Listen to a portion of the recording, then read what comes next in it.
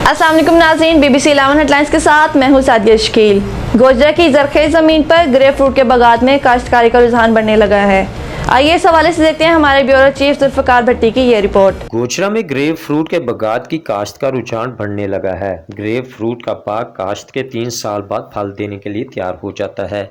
Grep fruit का फल पककर तैयार हो चुका है। ग्रेप फ्रूट खाने के साथ साथ जूस के तौर पर भी इस्तेमाल किया जाता है।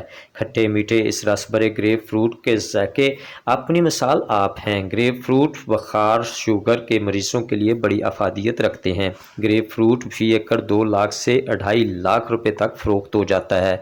काश्तकारों का कहना है कि ग्रेप फ्रूट की काश्त मुनाफा बख्श कारोबार है। दीगर किसान भी ग्रेप फ्रूट के बागात लगाएं ताकि मुल्क में फ्रूट की किल्लत पूरी हो सके।